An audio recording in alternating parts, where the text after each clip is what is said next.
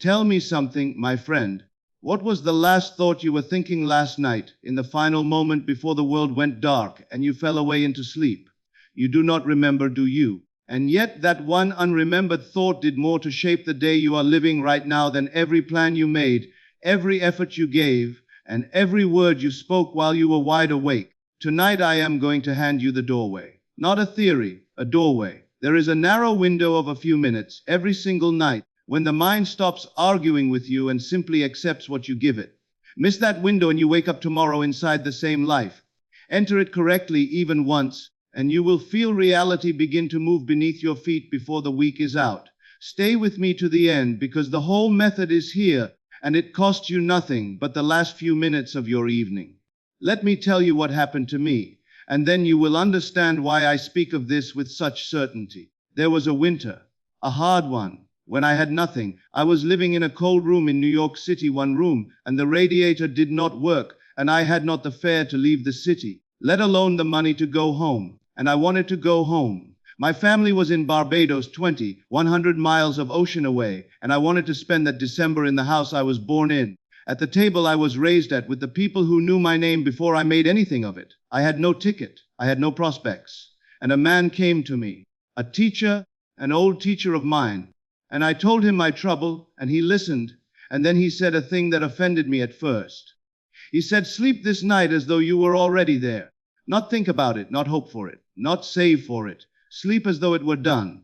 And so that night I lay down in that cold little room on 49th Street, and I did not lie there in New York. I refused to. I put myself in my father's house. I felt the warm night air of Barbados on my skin instead of the cold. I heard the sea. I smelled the earth after rain, the way it smells there and nowhere else on this earth.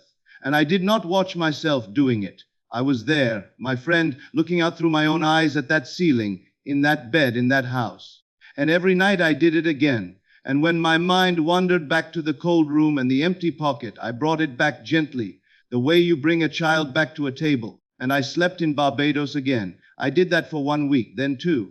And in the first days of December, a letter came to me from my brother.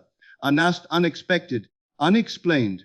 And inside that letter was a ticket and a passage and a note saying, "Come home for Christmas. We want you here." I sailed. I slept in my father's house that December, and I lay in that bed on the first night home, and I recognized it. I recognized the ceiling I had already been sleeping under for 2 weeks in a cold room in New York. Now I tell you that story not so you will marvel at it, but so you will notice the mechanics of it. I did nothing. I made no calls. I begged no one. I changed nothing in the outer world at all. All I changed was the state I fell asleep in, and that, my friend, is the whole of it. Now let us be practical, because this is not poetry, this is a law, and a law can be used by anyone who understands its conditions. There is a state you pass through every night of your life and pay no attention to whatsoever. It is not waking, and it is not sleeping. It is the borderland between them, that soft, heavy, slow-moving few minutes when the body has gone quiet, when the limbs feel weighted and warm, when thought has stopped marching in straight lines and begun to drift sideways into strange images that make no sense. You know this state. You have passed through it thousands upon thousands of times, and you have almost certainly never once used it on purpose. I call it the state akin to sleep, and I tell you plainly it is the doorway. It is the one moment in the 24 hours when the guard is off the gate. Understand what stands in your way the rest of the day. All day long there is a part of you that judges, measures, doubts and defends. It is a useful faculty. It keeps you from walking into traffic. But it is fatal to this work, because the moment you sit in broad daylight and declare that you are wealthy, or that you are loved, or that the one you have been thinking of is on their way back to you, that same faculty rises up and says, "No, look around you, look at the bank, look at the silence, look at the facts." And it is right as far as facts go, and your assumption dies in the cradle. But in the drowsy state that guard grows tired. It cannot hold its post. The critical faculty, that measuring, arguing part of you, goes off duty before the deeper mind does. And for a few minutes there is an opening in which the subconscious lies exposed and receptive, taking in whatever is pressed upon it without objection, without comparison, without asking whether it is reasonable. Whatever you place there in that condition is received not as a wish, but as a report of what already is. That is why the same imaginal act performed at noon and performed on the edge of sleep are not the same act at all. At noon you are shouting through a locked door. At the edge of sleep, you are standing inside the room. Now, how do you find this state deliberately? You do not force it.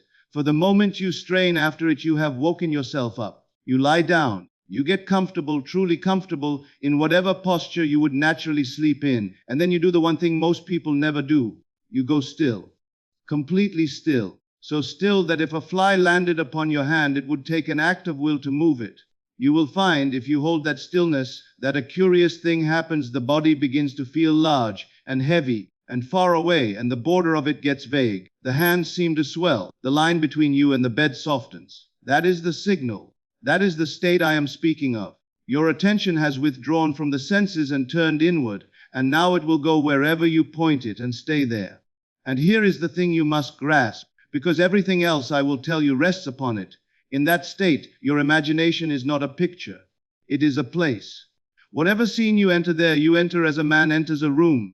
And the deeper mind does not distinguish between the room you entered in imagination and the room you entered in the body. It has no organ for making that distinction. It only knows what was felt. So the whole art is this: to arrive at the border of sleep, still holding the awareness that you may choose what you are experiencing, and then to choose deliberately, quietly, without strain, the experience of your wish already fulfilled. Most people arrive at that border every night carrying the day's residue. They cross over rehearsing the argument, the unpaid bill, the message that never came, the fear of tomorrow. And they impress all of that upon the deeper mind with perfect fidelity, night after night, and then they wonder why their world does not change. It cannot change. They renew it every night with their own hands. You will not do that any longer. From tonight you will treat those last few minutes as sacred ground, because they are the only ground on which the seed goes in easily. Everything else in this teaching is technique. This is the doorway, and there is no other that opens so willingly. Now I would have you look closely at what actually crosses the threshold with you, because the deeper mind is not impressed by what you thought about most during the day. It is impressed by what you are still holding at the moment. Consciousness, let go of the rope. Consider it this way. The whole day is a great crowd of thoughts, thousands of them, contradicting one another all day long. Hope at 10 in the morning, despair at 3 in the afternoon, resolve at 6, doubt at 10.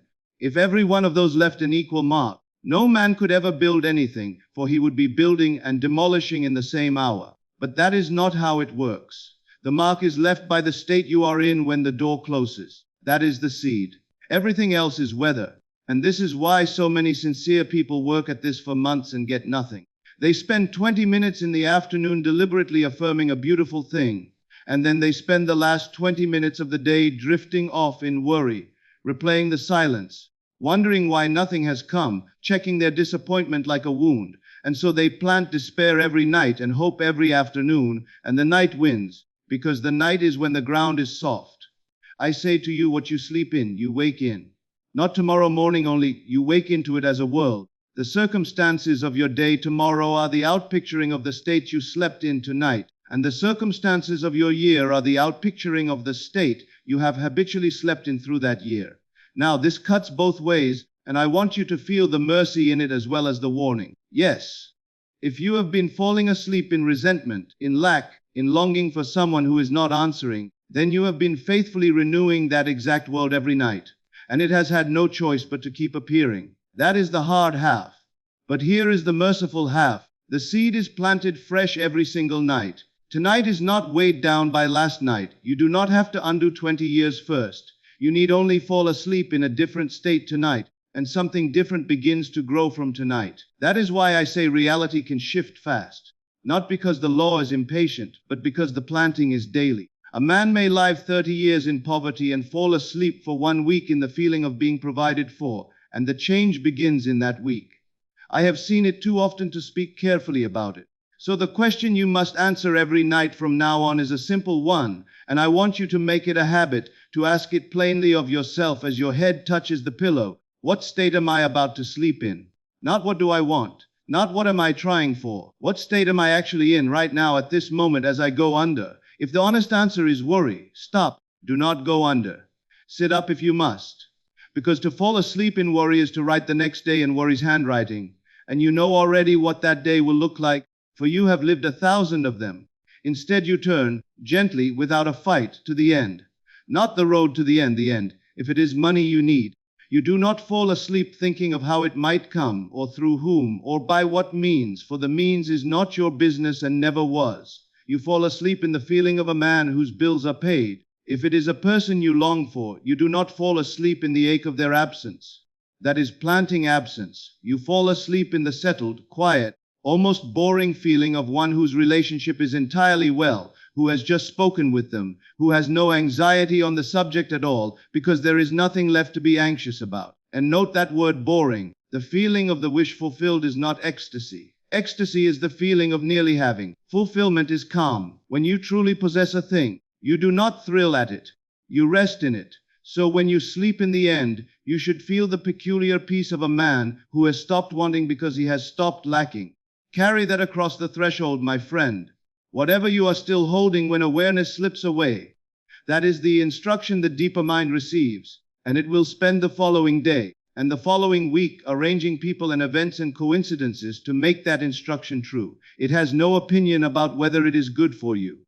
It only obeys the last thing it heard. So make the last thing it hears tonight worth obeying. Here is where almost everyone fails, and it is such a small error that a man may make it for years without ever suspecting it is the reason nothing moves.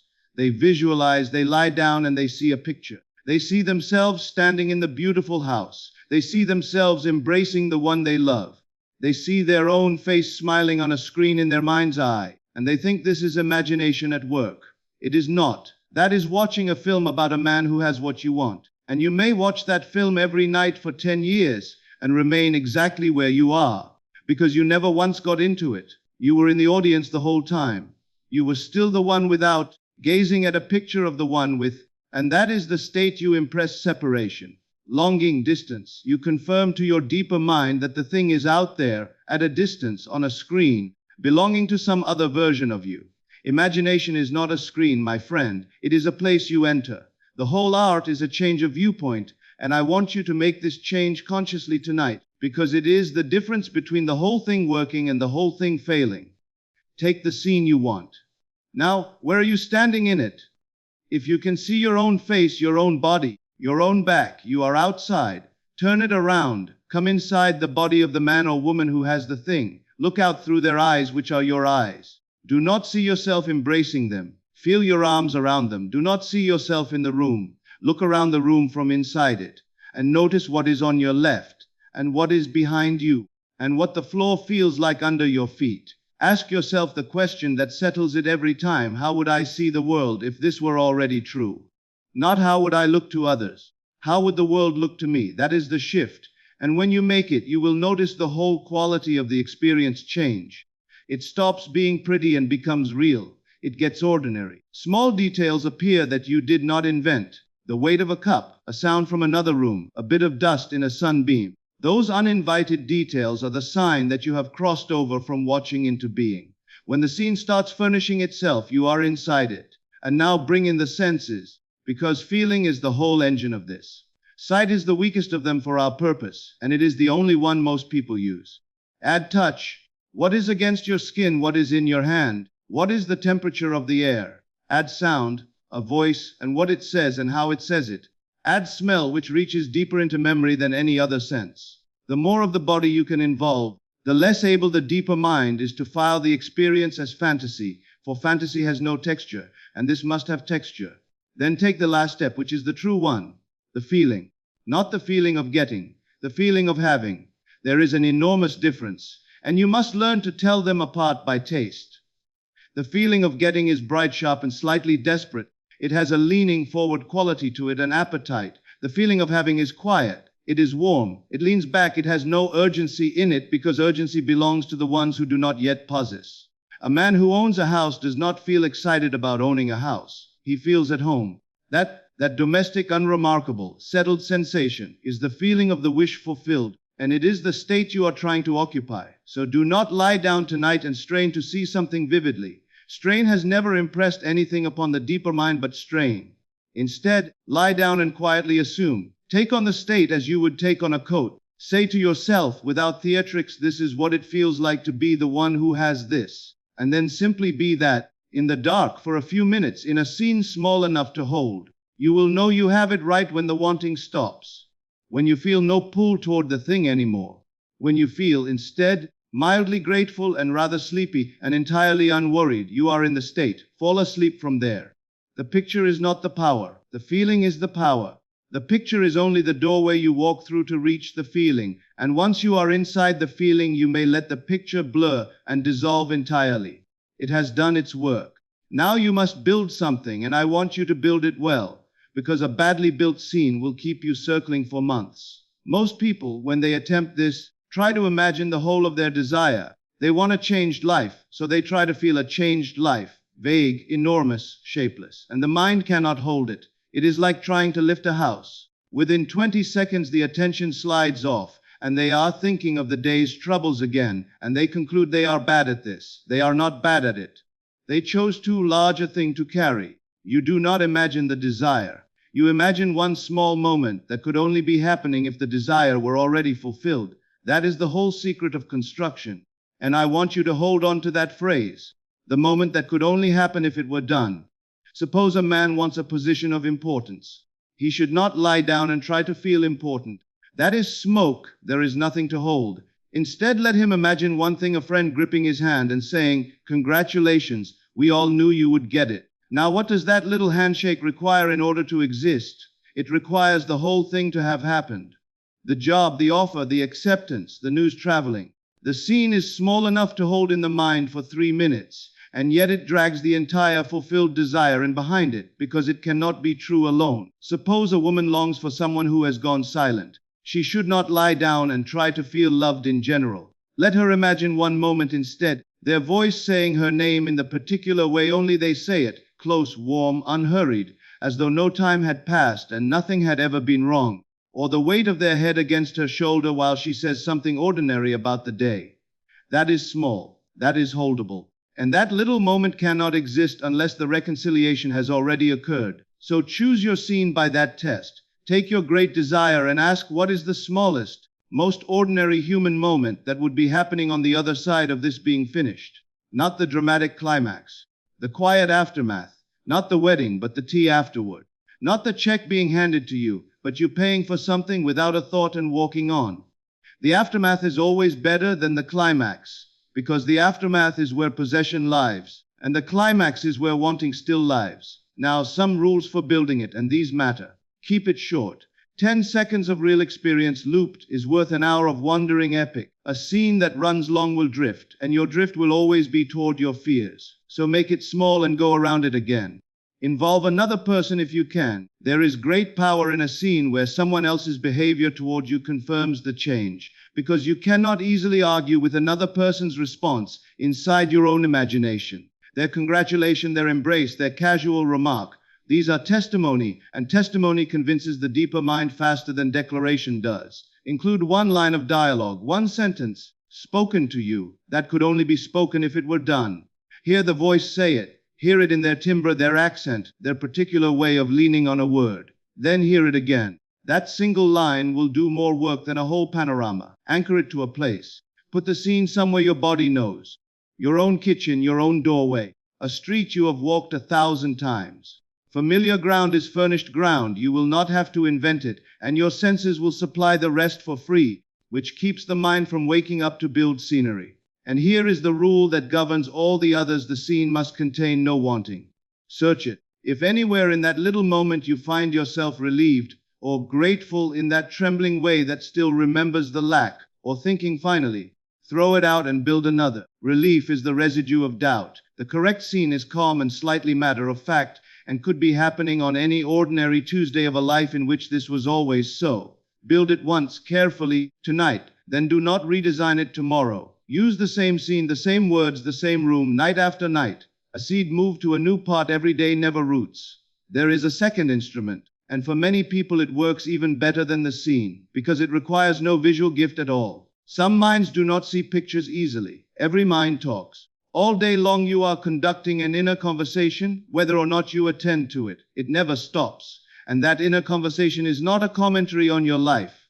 It is the blueprint of it. You are at this moment quietly rehearsing your own future in words, and if you would know what tomorrow holds, listen to what you have been saying to yourself when no one else could hear. Now, most of that talk is disastrous. Listen honestly and you will hear it. This never works for me. They have forgotten me. There is never enough. I always end up here. And these are not idle words. They are instructions repeated with the fidelity of prayer, and they are answered with the same fidelity. So we take that same faculty, the one already running all day, and we turn it deliberately toward the end. Here is how it is done. You choose one sentence. 1. It must be short enough to say in a single breath. It must be in the present tense, and it must be phrased as something you would only say if the thing were already so. Not a request, not an affirmation of intent, a remark from the other side. It is done. I have it. Thank you, it is finished. They are back with me. I am so glad this is settled. I have more than enough. Notice these are not declarations of power.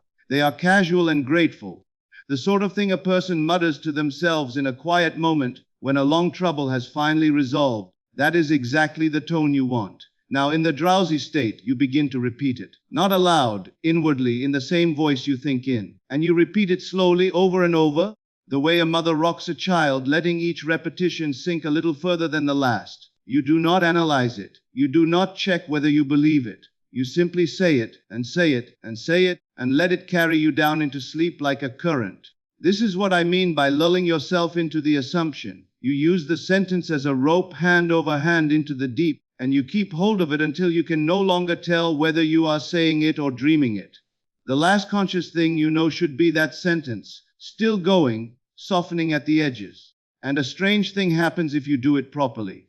Somewhere in the repetition, the words stop being words. They begin to carry a mood with them, and then the mood arrives without the words, and then you are simply in the state the sentence described. That is the moment it took. The sentence was only the vehicle. When the feeling comes, let the words go and rest in the feeling. Now, your mind will wander. It will wander a great deal, and I want you to expect it so that you do not treat it as failure. You will be 5 sentences in and suddenly find yourself 3 streets away, arguing with someone from 4 years ago. This happens to everyone who has ever practiced this. It is not a sign that it is not working. It is the ordinary behavior of the mind. Do not be violent with yourself when it happens. Do not sigh and start over and feel that you have ruined it. You simply notice, without comment, that you have wandered, and you return to the sentence. That is all. Notice, return. Notice, return. The returning is the practice. A man who wanders 40 times and returns 40, 1 time has done the work perfectly. And guard the sentence during the day as well, for what use is 5 minutes of good speech at night against 16 hours of the opposite? You need not keep a constant vigil. But when you catch yourself mid-complaint, when you hear the old sentence starting up, it never works, they'll never come, there's never enough, stop it where it stands and put the new sentence in its mouth. Not to argue with the fear, simply to refuse the fear the dignity of being restated. This is what the old teachers meant by a mental diet, and it is exactly as literal as it sounds. You are feeding a thing that will grow into your circumstances. Feed it the same sentence every night until it can say it back to you unprompted. Now there is one more thing to do before you go under, and it is perhaps the most powerful practice I know, though it is the one people neglect most, because they cannot believe a thing so simple could matter so much. You must revise the day. Understand what you are dealing with. Your past is not a fixed monument standing behind you. Your past is a memory being carried in you now, and the emotional charge of that memory is live. It is at this moment radiating out and shaping what comes toward you. Every wound you rehearse is a wound you are replanting. Every humiliation you replay at night is a humiliation whose seed goes into fresh ground, and it will bear its own kind again. And you will call it bad luck when it comes. So before you sleep, you go back through the day, not to judge it, but to correct it. Here is the practice. Lying in the dark, in that soft state, you review the hours you have just lived. Run them through quickly, like turning the pages of a book. Most of it will pass without objection. But you will come upon scenes that catch. A conversation that went badly, a look someone gave you, a moment you were sharp with someone you love, a silence you waited on all day that never broke, a failure you felt in your chest. Stop at that scene. Do not analyze it. Do not justify yourself, and do not condemn yourself either, for both keep the scene alive as it was. Instead, replay it the way you wish it had gone. The conversation that went badly, run it again, and this time they are warm with you, and they understand you, and it ends well, and you feel the ease of it in your body. The silence that never broke, run the day again, and this time their voice reaches you, and it is affectionate, and there was never any distance at all. The moment you were sharp with someone you love, run it again, and this time you are gentle, and you see their face soften instead of close. And you must feel it as you replay it. This is not an intellectual edit. You are not writing a better version on paper. You are living the corrected scene until the feeling of the original one loosens its grip. Stay in it until the revised version feels more natural to you than what actually happened.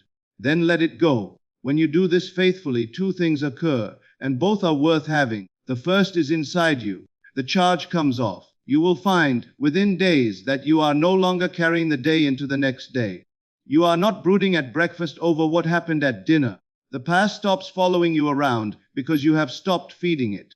The second is outside you, and it is stranger, and you will have to see it to believe it. The people in those revised scenes begin to behave differently toward you. Someone you revised a hard conversation with will speak to you the next time in the warmer manner you gave them in imagination.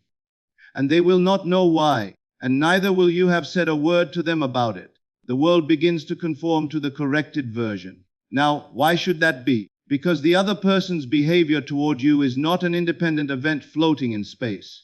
It is a reflection of the state you hold them in. Hold a man in the memory of his coldness, and you meet his coldness again and again, for you have fixed him there. Revise him, see him warm, feel him warm, until that is the version you carry.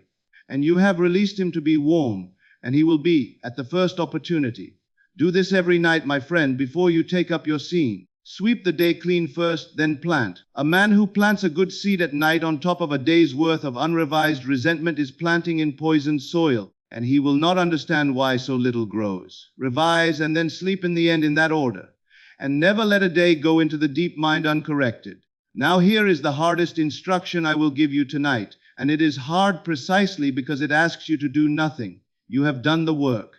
You revised the day you entered the scene. You fell asleep in the end. Morning comes, and within about 4 seconds of opening your eyes, the old mind wakes up too and asks its question, did it work? And that question, my friend, if you answer it, will undo everything. Understand what checking actually is. Checking is not neutral. Checking is not simply gathering information. When you look about for evidence, you are performing an act of consciousness, and the act says, I do not have it, and I am looking to see whether it has arrived. That is a state of lack, precisely and perfectly assumed. You have spent the night impressing possession, and then in the first minute of the morning you have overwritten it with absence, and you have done it with such conviction, because the checking feels so reasonable, that it takes. This is why so many people manifest in flashes and never in a steady stream. They can plant beautifully. They cannot leave the seed in the ground. They dig it up every morning to see whether it has rooted, and they are genuinely puzzled that nothing grows. So the discipline of the morning is this: you wake, and you do not audit reality. You do not look for signs. You do not measure the day against your desire. You do not scan for change and feel your heart sink when the world looks exactly as it looked yesterday. Of course it looks as it looked yesterday. The world is a slow instrument, and it lags behind the state, and the lag proves nothing whatsoever about whether the work took. Instead, you carry the mood forward, not the scene. You may forget the scene entirely by morning, and that is perfectly well. The mood, the quiet, unhurried, settled feeling of a person for whom this matter is closed. You wear that as you rise, as you move through the ordinary morning, as you speak to whoever you speak to. And when the doubt comes, and it will come several times a day, you do not fight it. Fighting doubt is wrestling in the mud with it. You get just as dirty and it enjoys the exercise. You simply decline the argument. You notice the thought, you let it go past without gripping it, and you return to your sentence. It is done, and you go on with your morning. There is a particular temptation I must warn you about, because it disguises itself as diligence. It is the urge to help. Having assumed the end, a person becomes anxious that the end may need assistance, and so they begin to arrange things. To send the message they swore they would not send, to angle for the meeting, to check whether the other has moved, to press somewhere for a result. And every one of those actions is a confession. It says plainly, I do not believe this is settled, and I must make it so myself. Now hear me carefully, because I am not preaching idleness. If your assumption prompts you naturally toward an action, if a door opens in front of you, and it feels obvious and easy and unforced to walk through it, walk through it. That is the outer world beginning to conform, and you should meet it. The difference between right action and anxious action is not the deed, but the state behind it. Anxious action is trying to cause the end. Natural action is simply what a person in that state would do next, without strain. And the surest sign that you have done this well is a curious loss of interest. When the assumption has truly been received, you will find you stop thinking about it very much. It becomes uninteresting as your own name, or the fact that you have a roof. That is not the fading of your desire, that is possession. You do not think constantly about what you already have. So when you wake tomorrow and find, to your surprise, that the whole matter feels rather settled and slightly boring, do not be alarmed and do not go hunting for the old urgency. That flatness is the receipt. The work is in the ground. Let it be. And now the last thing, which is the thing that separates the ones who see this work from the ones who tell you it does not. You must persist, not strain. I have told you strain is fatal. Persist. There is all the difference in the world between a man pushing against a door and a man returning to the same room every night and sitting quietly in it until it becomes his room. Here is what most people do. They practice beautifully for 3 nights. On the 4th night they look at the outer world, see that it has not moved, feel foolish, and abandon the scene. On the 5th night they try a different scene. On the 7th they try a different method entirely, which they heard about somewhere. And after a month of this they say, I have tried everything and nothing works. They have tried nothing. They have started 10 things and finished none. A seed dug up on the 4th day to see whether it is growing is a seed that will never grow, and it does not matter how good the seed was. So the same scene, the same sentence, the same feeling, every night, until when? Until it is natural. That is the only measure, and it is an interior measure, not an exterior one. There comes a night, and you will recognize it, when you enter your scene, and it does not feel like an exercise, it feels like a memory. There is no reaching in it, no constructing, no effort of belief. You slip into it as easily as into your own bed, because it has become the more familiar state, and the old anxious state has become the strange one. That is the point of no return. When the assumption feels natural, it has hardened into fact, and the outer world has no choice in the matter. It must follow, because the outer world is only the shadow that a settled state casts. Now let me tell you what the waiting will actually feel like, so you are not frightened by it. Frequently, things will appear to get worse before they turn. The silence will lengthen, the money will get tighter, the situation will look, for a few days, more hopeless than when you began, and the mind will scream that this is proof of failure. It is not proof of failure, it is the old arrangement coming apart. A thing cannot be rearranged without first being disturbed, and what you are watching is the disturbance. I would go so far as to say that when the outer picture becomes suddenly turbulent after you begin this work, it is often the best sign you will get. Hold your state through it. Do not renegotiate your assumption because the weather turned.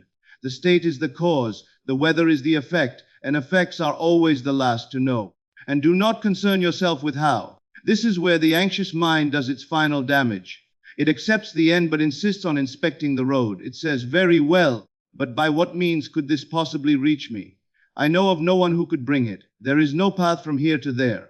Of course there is no path from here to there. There never is, seen from here. The means are not your department and never were. Your entire work is the end, felt and occupied. The way it comes will astonish you. It will come sideways, through a door you did not know existed, through a person you had not thought of, in a manner you could not have arranged in 100 years of trying. And when it comes you will look back and see that the bridge assembled itself, plank by plank, out of ordinary accidents. So persist, my friend. Go to bed tonight in the end, and tomorrow night, and the night after. Do it when you feel it working, and do it when you feel like a fool. Give it your last minutes every night without negotiation, and let the days do what they will in between. The world you are living in right now is the faithful outpicturing of states you have already slept in. That is the whole of the mechanism, and it has never once failed anyone. It is not failing you now, it is simply obeying, as it always has, the last state you gave it. So give it a better one, tonight and every night until the world catches up. Let us gather it all up now into something you can carry to bed with you within the hour. You have a doorway. It opens once a day in those slow, heavy, drifting minutes when the body has gone still and the guard has come off the gate. And whatever you press into the mind in that condition is received not as a wish, but as a report of what already is. You have wasted that doorway your whole life, and starting tonight you will not waste it again. You know now that the last state you occupy before consciousness lets go is the seed of the day that follows, and of the year that follows, and that it is planted fresh every single night, which means no history you carry is heavy enough to stop you, and no change is further away than one well-slept night is from another. You know the difference between watching and entering. You will not lie there tonight admiring a picture of someone who has what you want. You will get inside them, look out through their eyes, feel the weight and the warmth and the ordinariness of it, and stay there until the wanting quiets, because the picture was never the power, the feeling was. You have your scene small, short, furnished in a place your body already knows, holding one line of another person's voice that could only be spoken if the whole thing were already finished. And you have your sentence, one breath-long present tense, spoken from the far side, to say over and over until the words dissolve and only the mood is left, and to carry you down like a rope into the deep. You will sweep the day first. Every night before you plant, you will run back through the hours and correct what caught, replaying the hard scene the way you wish it had gone, feeling it until the true version loosens, so that nothing goes into the ground uncorrected, and you will wake and let it be. You will not audit reality in the morning. You will not dig up the seed to inspect it. You will carry the mood, decline the argument with doubt, act only when action feels natural, and never when it feels like rescue. And when the whole matter starts to feel quiet and settled and rather uninteresting, you will know that is not indifference, that is possession. Then you will do it again and again, not straining, only returning, the same scene, the same sentence, the same state. Through the good nights and the foolish feeling nights, through the stretch where the outer world seems to get worse, which is only the old arrangement coming apart. You will not inspect the road, because the road is not your business. Only the end is your business. And one night, without ceremony, you will enter your scene and find that it no longer feels like something you are doing. It will feel like something you are remembering. There will be no reaching in it at all. When that night comes, the work is finished. Whatever your eyes report in the morning, the state has hardened into fact, and the world is only a shadow that must move when the thing casting it moves. I told you at the beginning about a cold room and a ceiling I slept under for 2 weeks before I ever lay beneath it. I want you to remember that nothing in that outer world was arranged by me. No letter was requested, no favor was asked. I changed one thing only, the state I fell asleep in, and the world reorganized itself around that change and delivered me 100 miles. You have that same power tonight. It is not a gift given to some and withheld from others. It is the ordinary machinery of the mind, working in you at this moment, whether you use it deliberately or let it run on the day's leftovers. So do not let it run on leftovers tonight. Go to bed in the end, my friend. Sleep in the answered prayer, and let the morning find you already living in the world you assumed.